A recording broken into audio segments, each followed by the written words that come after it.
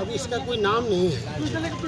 और सबसे बड़ी बात यह है कि आप सबसे ज़्यादा एक बात को याद रखें ज़िंदगी में कि आप इंसान हैं और तमाम लोग यहाँ सब इंसान हैं, और आप किसी के काम आ जाएं, किसी घड़ी, किसी क्षण में, किसी पल में, एक सेकंड के किसी काम आ पाते हैं तो आप महान पुरुष हो जाते हैं। ठीक है ना?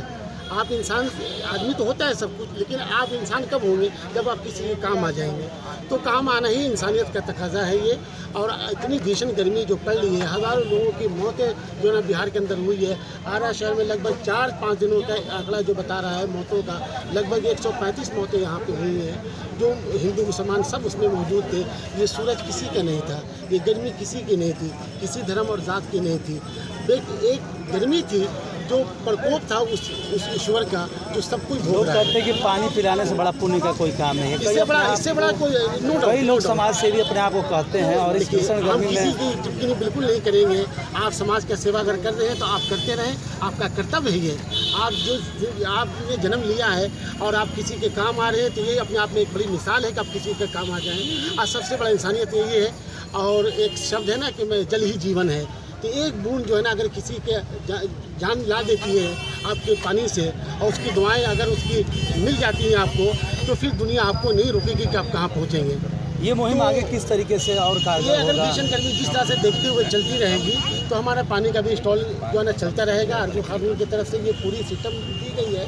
और तमाम यहाँ पे लोग जो कार्यकर्ता हैं, जो करने वाले बच्चे हैं, जो इतनी गर्मी में ये खड़े हैं और ये समाज के लिए, ये अपने आप में ये भी लोग एक मिसाल हैं। और ये सिस्टम अगर बारिश हो जाती है तो नॉर्मल हो जाएगी, अगर नहीं होती तो ये स्टॉल ये चलते रहेंगे और पानी के जो है ना सिस्टम भी चलते रहेंगे।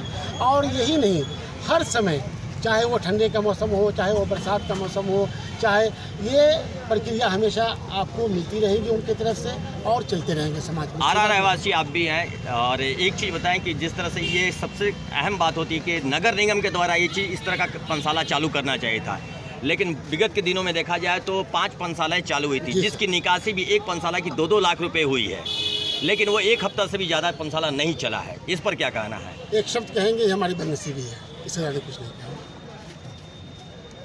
आपने सुना होगा गुरुकुल, लेकिन अब देखने को कहाँ मिलता है।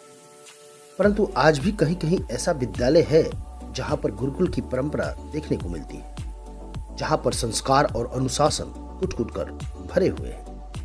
आरा में मझौआ स्थित संभावना आवासीय उच्च विद्यालय इसका जीता जागता उदाहरण है, जहाँ पर शिक्षा के साथ साथ संस्कार और अनुशासन बच्चों के अंदर कुट-कुट कर भरे जाते हैं, जहाँ पर बच्चों के अंदर आत्मनिर्भरता और सादगी के गुण पिरोए जाते हैं।